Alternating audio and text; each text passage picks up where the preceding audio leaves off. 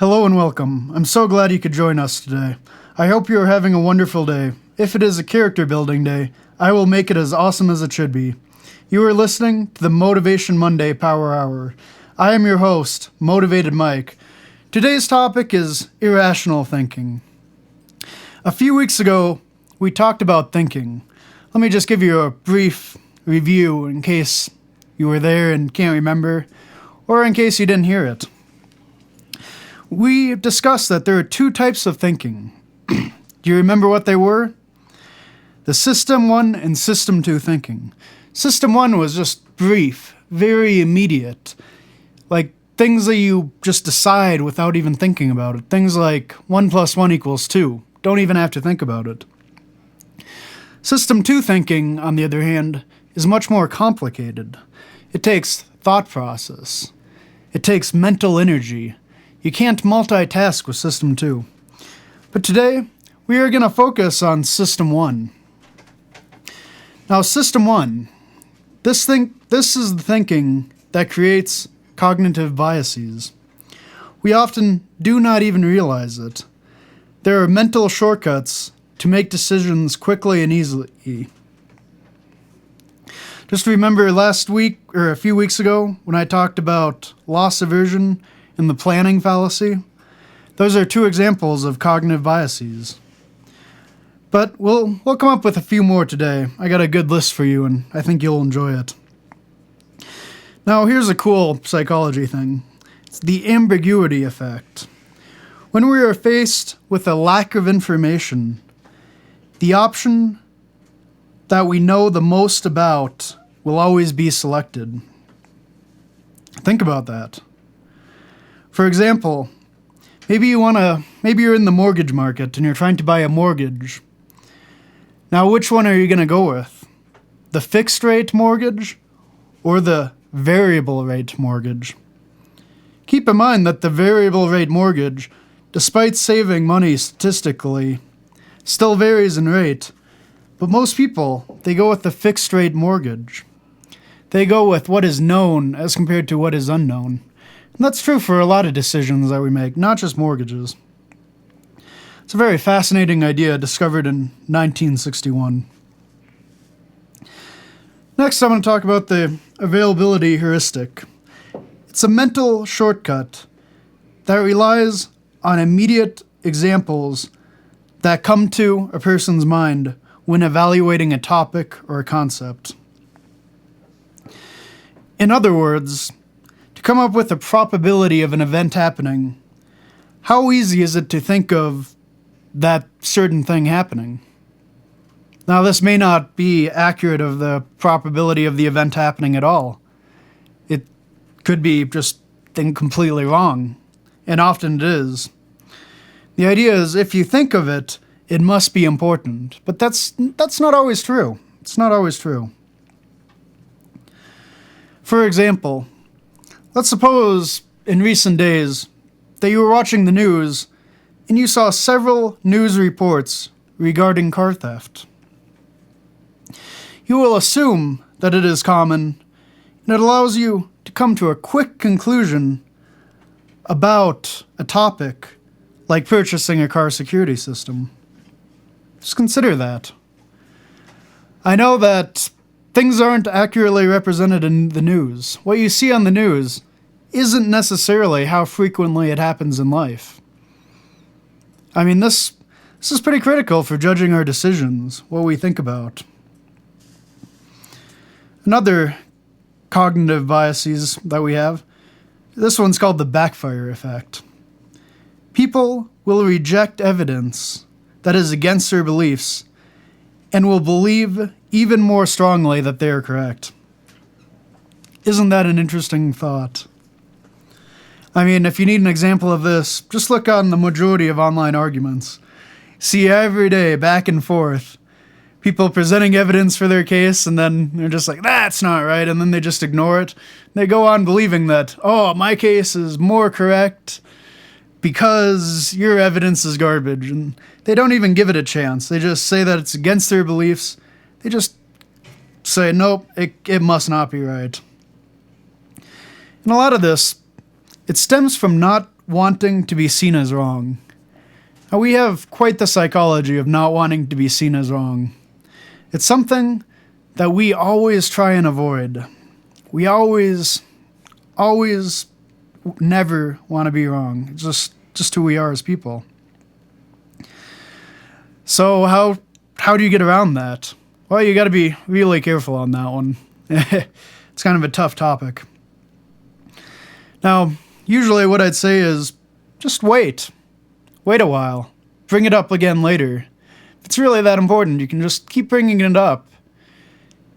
And just kind of wait. Eventually it'll start to sink in, trust me. But the backfire effect, it's pretty common. You'd be surprised. It's an interesting idea, though.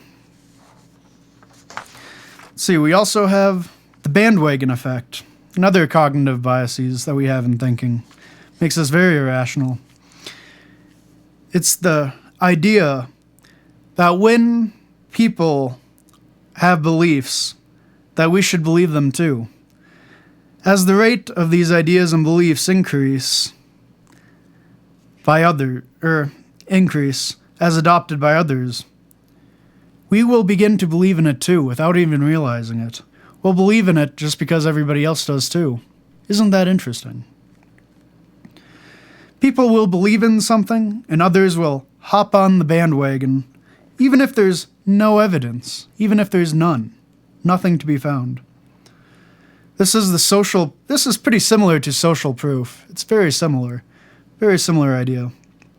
I suppose the best example is probably fashion trends. It's a very, very interesting topic.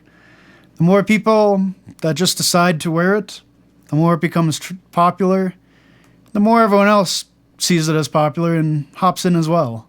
It's very interesting.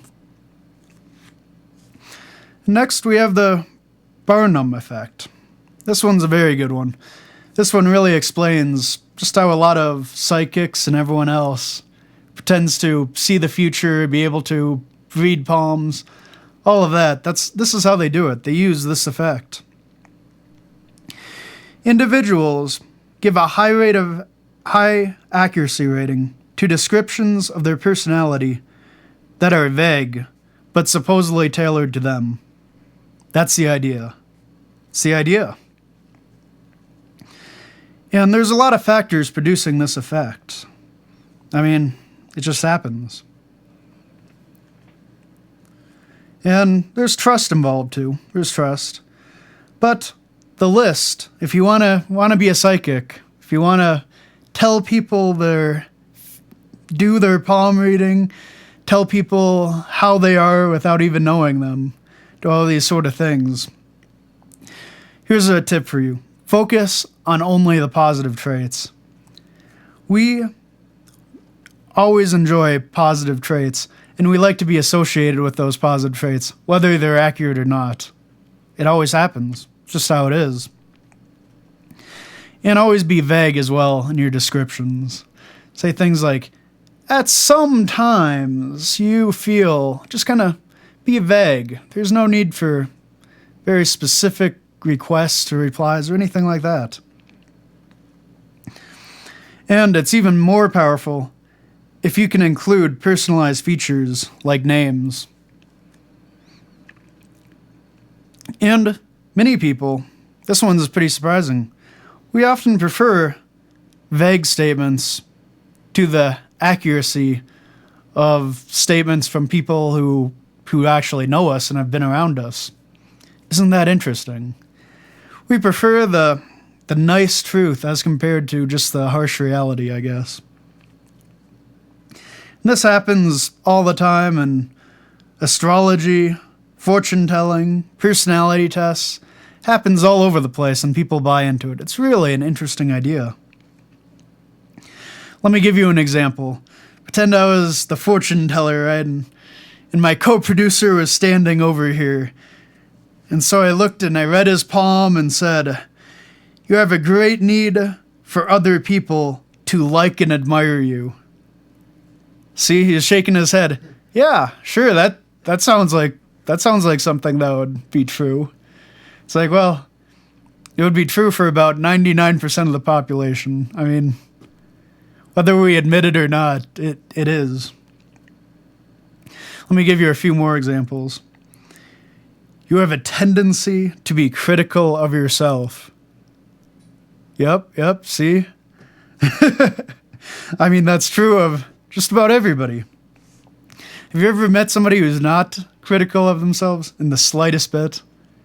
It doesn't happen. It doesn't happen.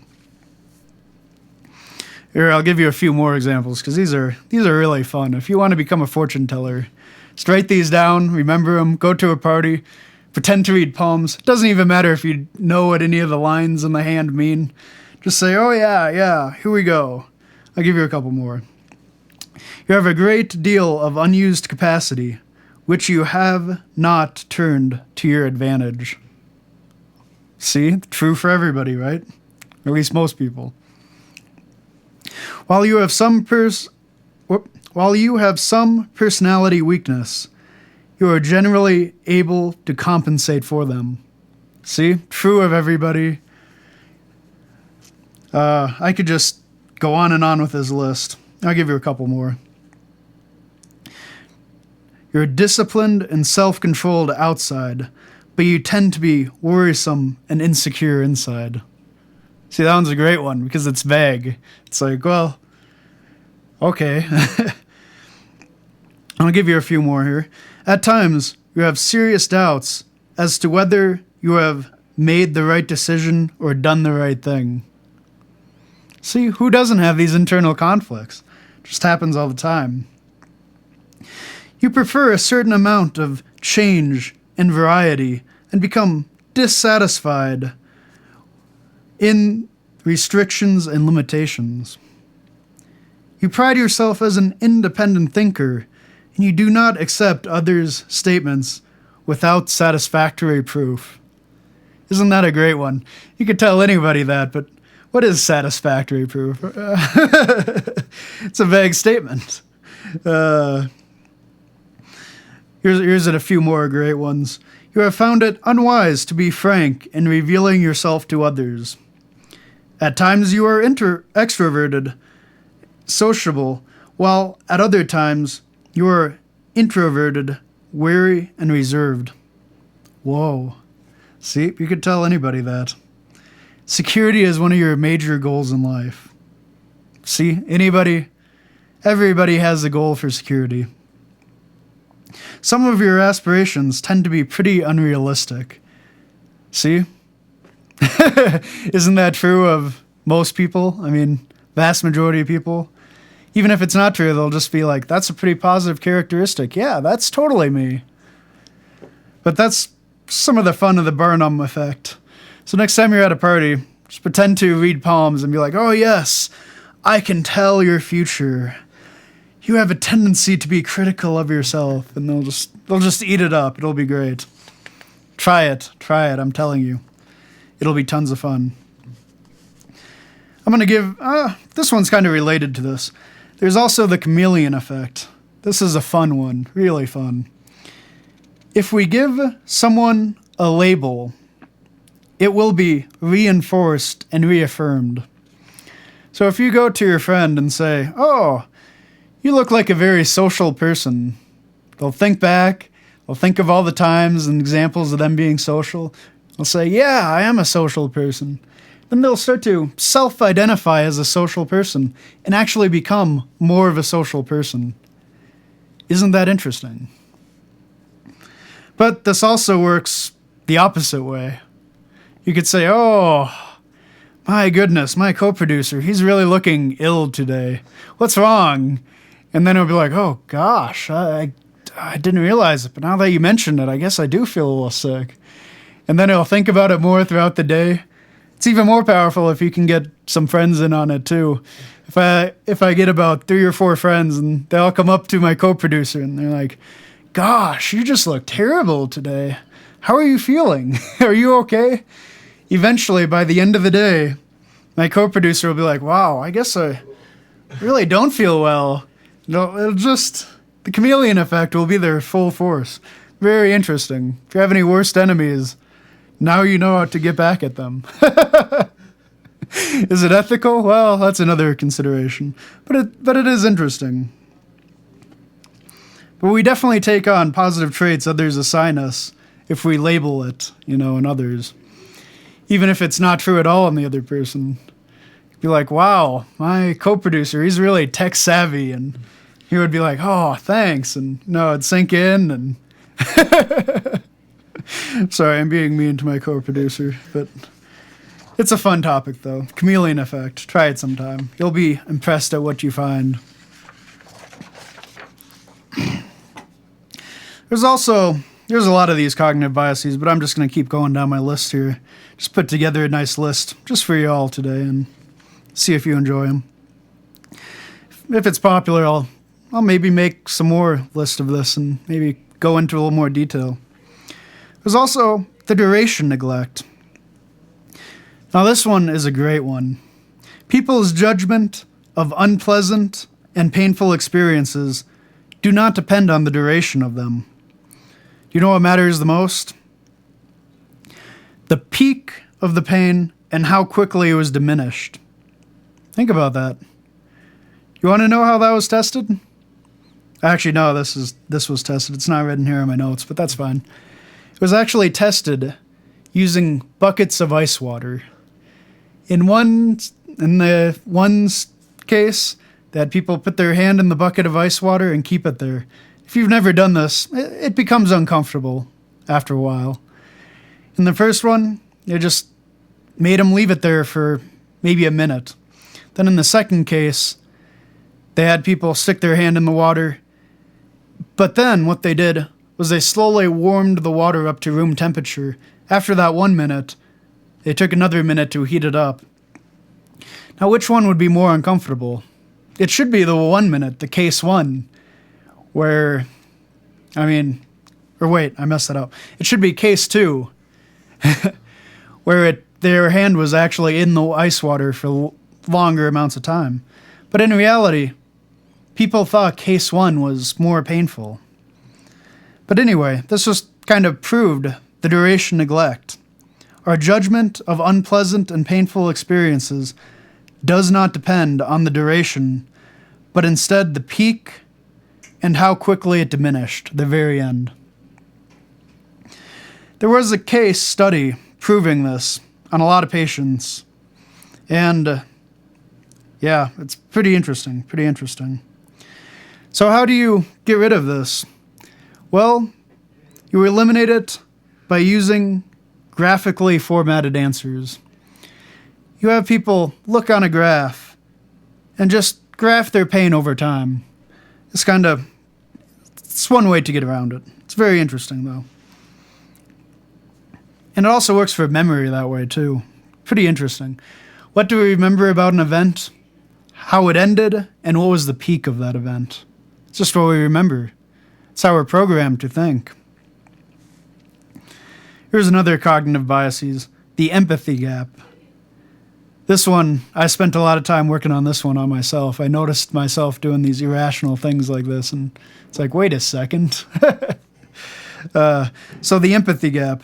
The idea is, if you're angry, you don't know what it's like to be calm. Basically, you have a hot state and a cold state, an excited state and a very calm state. And in these two states, you will make very different decisions based on which state you're in. For example, if you're in a hot state and trying to predict how you'll act in a cold state, it is hard to see how behavior is being driven by the state that you're in. You see short-term goals, and you don't really look at the long-term preference. As compared to the other way, if you're in a calm state and then you get into an excited state, it's hard to imagine being in that state. Causes unpreparedness when you're in that state. It's a very interesting thought, and there's a lot of examples of this. For example, this one was a pretty well-documented study of this. Men in unaroused states fail to predict that when they're aroused, they will be more likely to make risky sexual decisions. Now you know. Now you know, folks. Plan ahead. Here's another one. The endowment effect. This is pretty close to the ownership effect, if you ever heard of that. People give more value to things just because they own them. I believe I talked about this on a previous episode. For example, if my co-producer has a beach ball, he will place a higher value to that item as compared to if he was going out to buy that item. Think about that. That pretty much breaks the rationale behind economics in some sense. But it does happen. It does happen. I have a quote here from George Carlin. Have you ever noticed that their stuff it's the S word, and your S word is stuff? People will pay more to retain something than to own something they don't own. It's a pretty big idea. It really drives a lot of irrationality. Then there's also the gambler's fallacy. The tendency to think that future probabilities are altered by past events, when in reality they are unchanged. The fallacy arises from an enormous conceptualization of the law of small numbers, the exception that the results will reach a mean value. For example, if I have a coin and I flip it once and it says heads, flip it again and it says heads, maybe I flip it a third and a fourth time and it says heads, then some people will say, oh gosh, it's gotta come up tails just because, look at this, it's flipped heads 4 times in a row. But this isn't true though. The coin still has a 50-50 chance of being heads or tails. Unless you're playing with a fake coin, in which case, that's a different story. But you still have a 50-50% chance. And you often don't realize this in yourself when you come up with this way of thinking. But if you do notice it, you can say, oh, that's the gambler's fallacy. I know all about that. I know that it's really a 50-50. There's nothing that says it's going to be heads or tails. It's false. Another fun cognitive bias is the IKEA effect. People place a high value on objects that they partially assemble themselves. Have you ever done that? Have you ever gone out to like IKEA and then you buy this cheap little table and spend all this time putting it together? The more time you put together, the more likely you are to be just overjoyed with the results. You put it together, it looks really nice. Then your roommate comes back and he's like, this is junk. Where did you get this? And like, it's not junk. I spent time on that. That took me forever. I spent 30 minutes on that. To run to the store and pick it up, that was another 45 minutes. And you just get this irrational sense. If we made it, it has to be great. It has to. It's just how we think.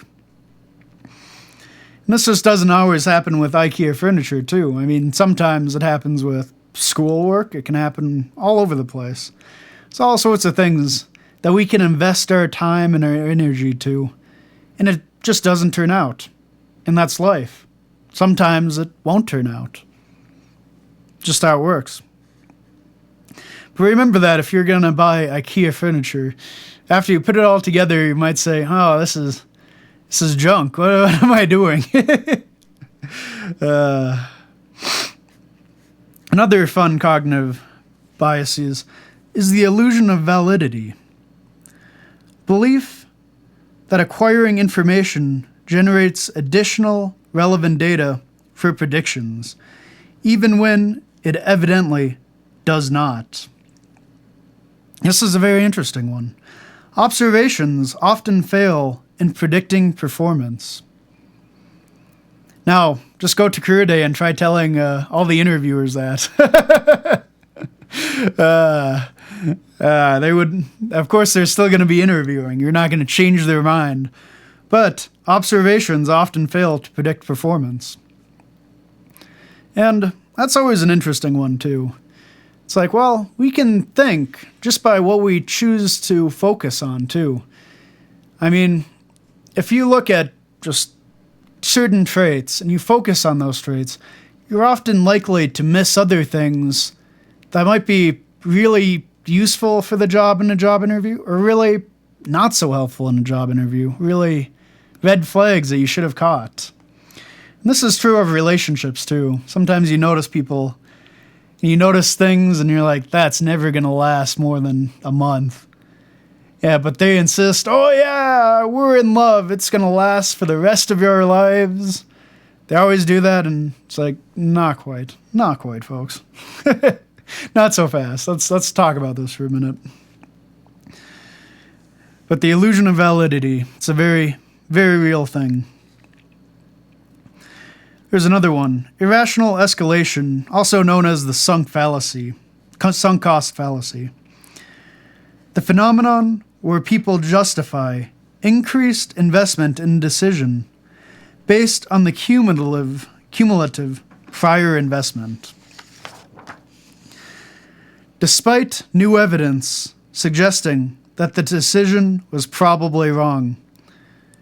I mean, there's a lot of good examples of this. You can just look at people in a relationship. They say, oh, I spent so much time working on this, so it must work out. And then it doesn't work out, and you can see it not working out, and it's like, you need to move on with your life.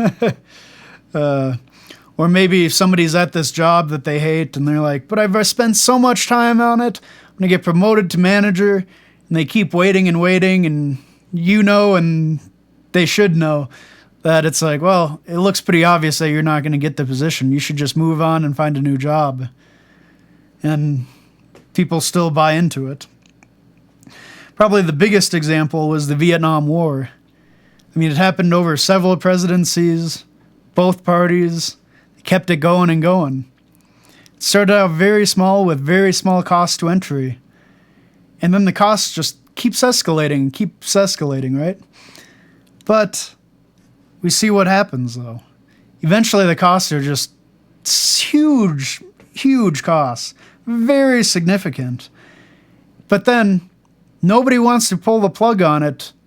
Be seen as the guy who lost.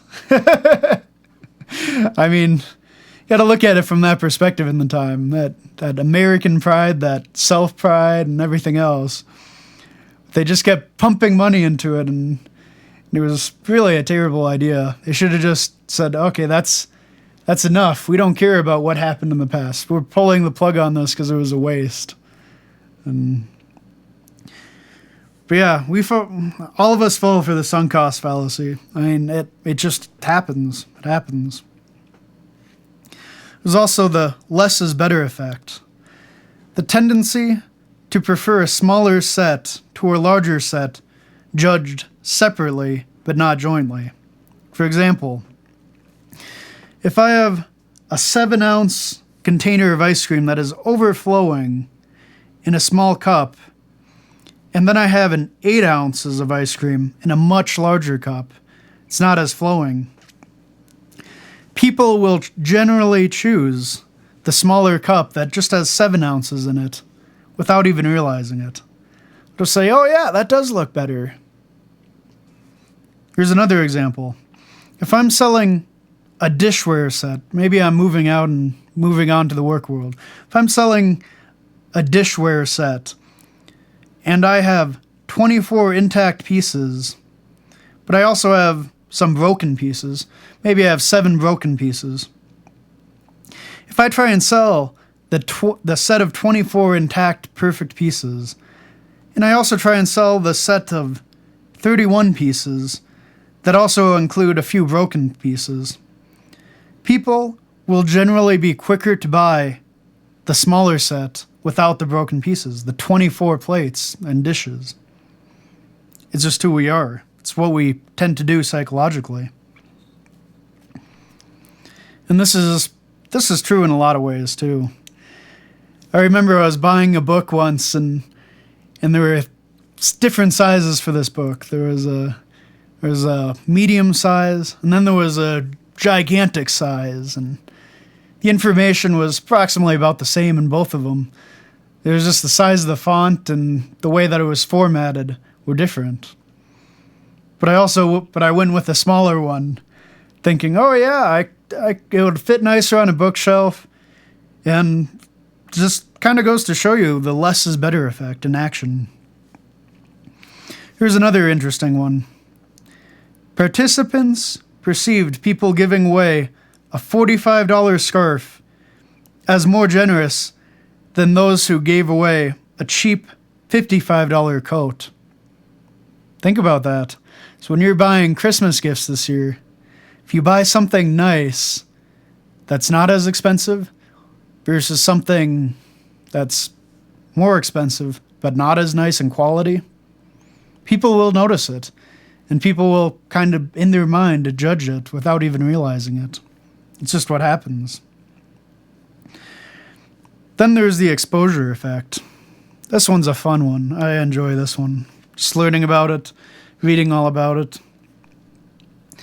We have the tendency to express liking for things merely because we are familiar with them. This is true of people as well. But, for example, when you go to a restaurant and you order a beer, what type do you get? Most of the time, it's the one you're familiar with.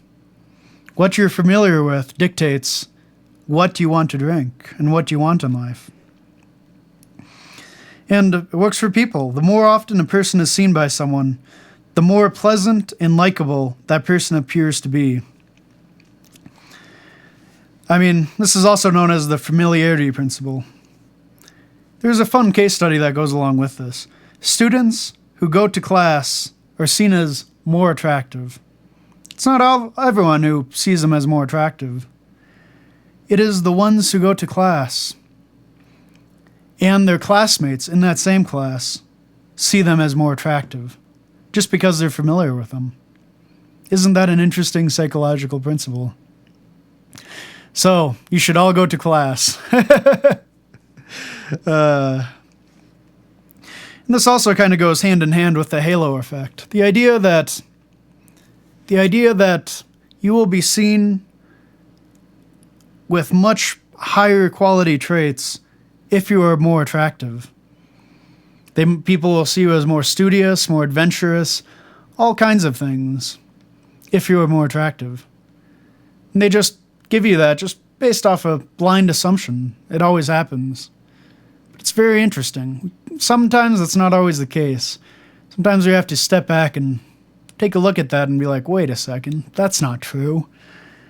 And honestly, you would really be surprised at how many times our thought process of what is reality is very different than what is actually reality. It just happens. Then we have the moral credential effect. The tendency of a track record of a non-prejudice to increase subsequent prejudice. So in other words, don't think that it is okay to do wrong because you so often do the right thing. I mean, there's a lot of examples of this as well. When you go to the grocery store, they put all the good food or all the healthy food in the front.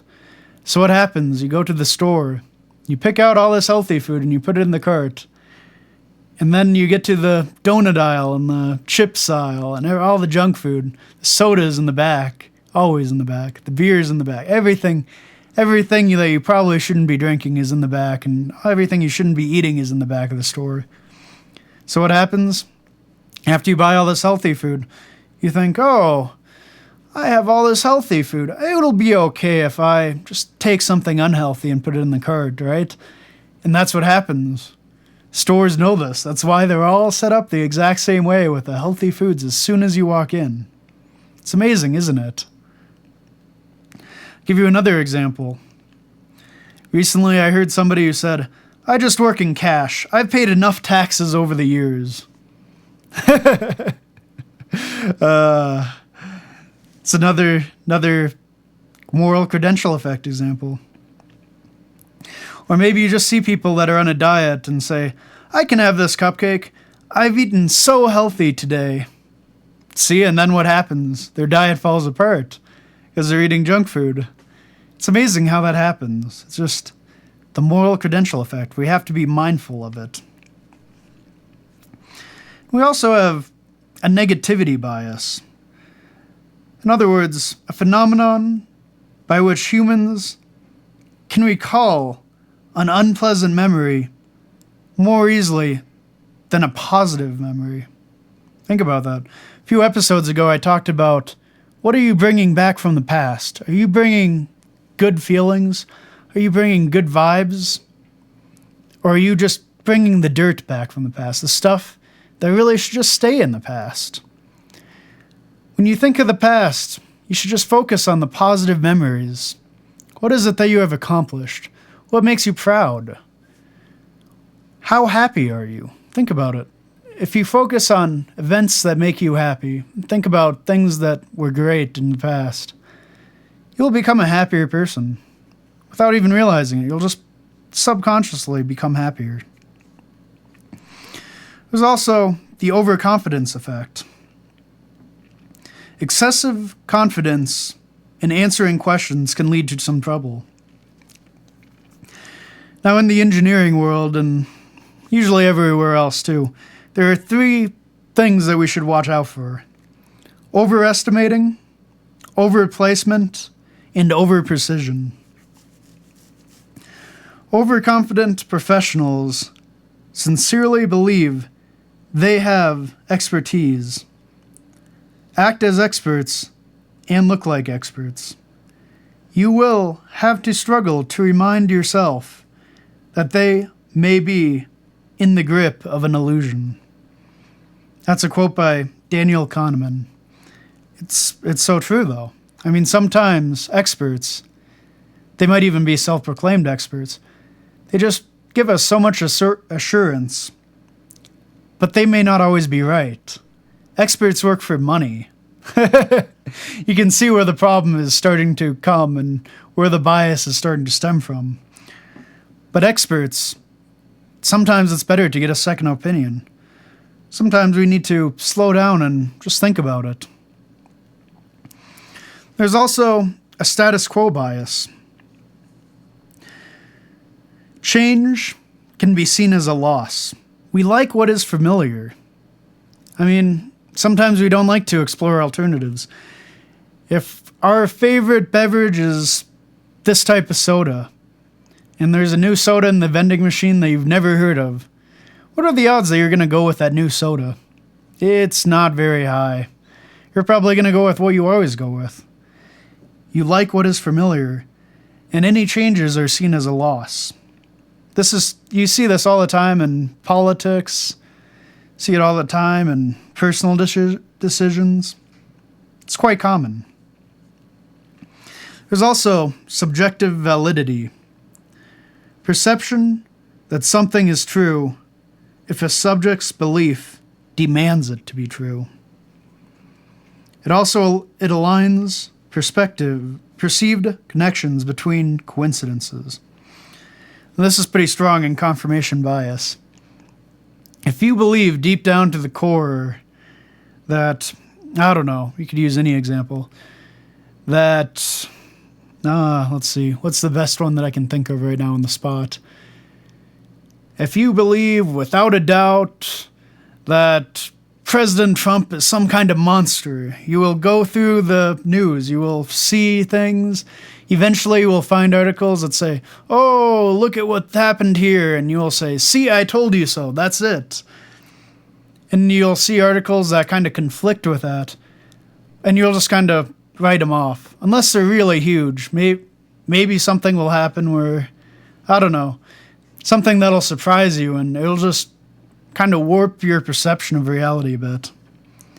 But, just this idea that we will think that something is true if the belief demands it to be true, even if there is no evidence going one way or another. Maybe there is evidence. It doesn't really matter. But we just got to be aware that when this bias comes up, we just know what it looks like and we're aware of it, and hopefully we see it. I mean, there are a lot of these cognitive biases. You can go on Wikipedia and you can read, there are hundreds of them. Hundreds. And I've read probably a couple dozen here. There are hundreds of them. All kinds of ideas and concepts in psychology. All kinds of just little snippets about how we make decisions. And we could really benefit by learning them, honestly. I believe so.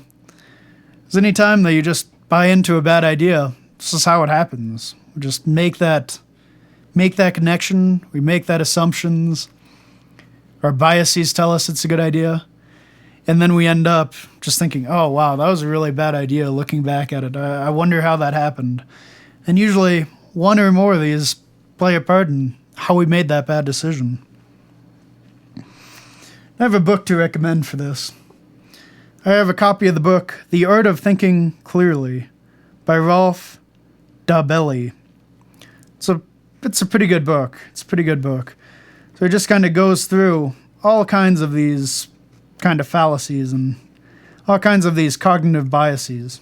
Very, very interesting.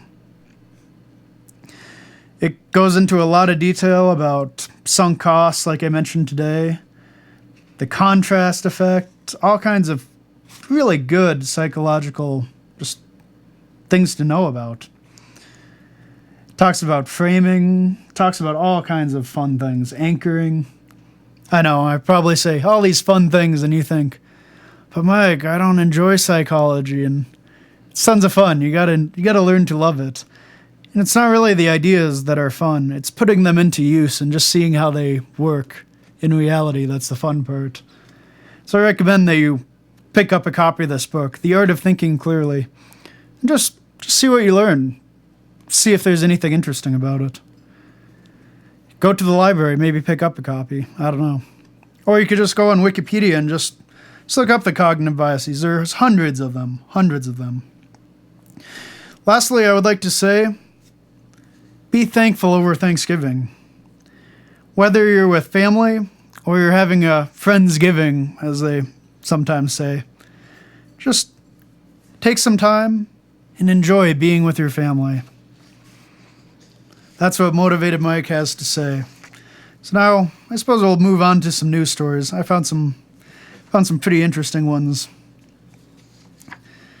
this week.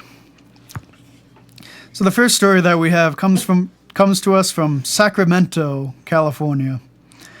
A real estate agent is giving the gift of free adoptions at a city shelter through December 31st. Now, they advertised this really well. 250 people lined up when the shelter opened. Now, take a guess how many cats and dogs were adopted.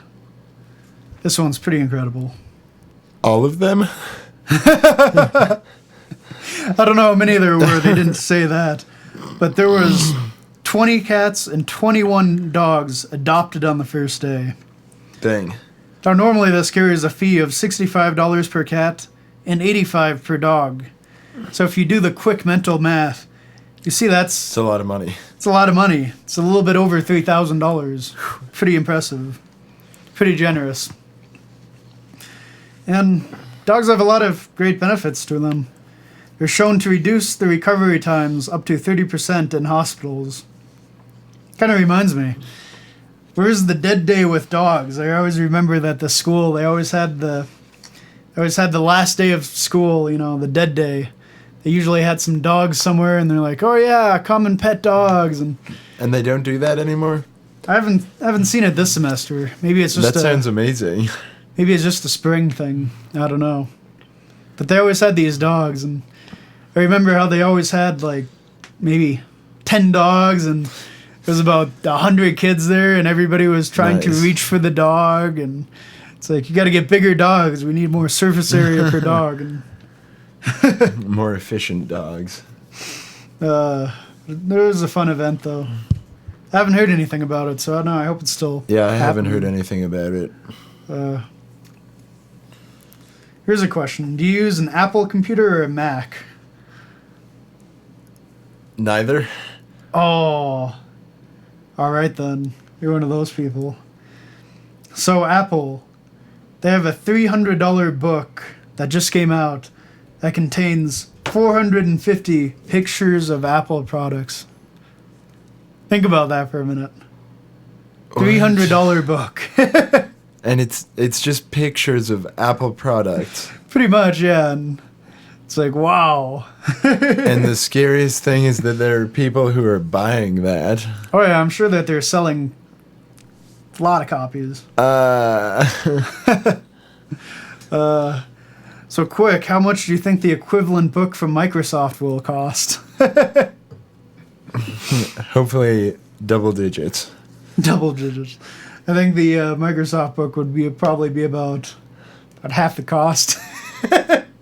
You take anything from the Seems computers, accurate, yeah. the marketing plan, probably. Funny story though. Jeez, yeah. When was the last time that you bought a $300 book? I don't think I've ever bought a $300 book. Not even going to mines. You have not come across a $300 book yet. I'm not sure a 300 yet. I know there. I think the most I've hit is like a little over 200. Ouch. Yeah. Ugh. I returned it. That's a good I choice. was like, do I really need this book to pass the class? Probably not. That's usually what I end up saying as well. I'm usually pretty hesitant to buy new books and things that I don't want to read for fun, just things Yeah. for class and such. And I remember now what the teachers are doing. They're like, oh, for my class, you need these 3 or 4 books that I have written. And Yeah, of course. It's like, It's oh, all no, the this books is they've gonna written cost a that they fortune. get royalties from or whatever. Yeah, it's always the books that they written. It's like, what an amazing coincidence that you happen to write all 3 books on this topic. And And they're they're the perfect best. books Yeah. for this class. you know, if you don't buy them, there's going to be a quiz one day and you're going to be like, uh-oh. Or a homework assignment, and it's just going to make it impossible. Yeah. It makes it an adventure, though. So my next news story of the week. Do you remember last week I was saying that everybody was hating on Facebook for having fake news articles? Yeah. So now they're working on filtering out the fake news. Interesting. That'll be difficult. Now you see what the problem is. Now everybody is looking at it like, oh, they can't decide what's real news and what's fake. They're going to be Yeah. biased in their selection of news stories. Yeah, like they can't filter all the content. So once again, the drama is picking up. We're starting to see people on all sides of the political spectrum just be like, oh, they shouldn't do that, and it's like, oh, wow. You can't make everybody happy, or I guess in Facebook's case, you can't make anybody happy. They just kind of got unlucky with that one. Yeah. I think the best thing that they should have done was that they just should have waited a while, just wait a few years, and then And do it it would've- quietly. Yeah. Very quietly, so that nobody found out about it. It was just something internal. Either just do it quietly or just let everybody forget. Yeah, in a year from now, people will not remember it anyway. People will remember it. It's like how every Republican basically gets called Hitler when he runs, right? And it's just like, Sure. this is kind of silly. And then it's always the young people protesting because they don't remember that the last Republican that ran for president Also, was yeah. was seen as literally Hitler, and it's like, oh wow, But what an irrational thinking problem. us youngins Yeah. causing disasters. Yep, just from your lack of experience in politics and life, and Facebook news apparently. We'll give it time. We'll see what happens, though. We'll give it a while, but now the best way to just kind of have something be forgotten about is just don't point it out. Just kind of let it fade into non-existence. And Yeah. That was one mistake that I kept seeing on both sides of politics. They kept, like, every time it's like, oh, there's a scandal here, then they have to address it, and then it becomes bigger, and it starts to seem more important because it's in the news. And they've addressed it and admitted to it and everything. Makes it a bigger and bigger thing. Sometimes the best thing is just to not even address it. I mean, say it's not important. We're going to focus on other things instead. Yeah. Yeah. It's always how it works, though. But yeah, I hope everybody's having a great week. Hope everybody goes home for Thanksgiving and gets some good family time. What are your plans for Thanksgiving? I'm actually flying back to Texas tomorrow evening. Ah, you're a Texas person. I am. I didn't know that. All right. That's pretty cool. I figured you were about to say something like, that explains a lot. Really, I didn't quite get that vibe. I mean, it's like you're my co-producer without shoes. Like, I would have been more likely in my mind. California or something. Yeah, it would have been more likely in my mind. Just wouldn't have got Texas, the first thought. But hey, we're talking about cognitive biases. There's a good example.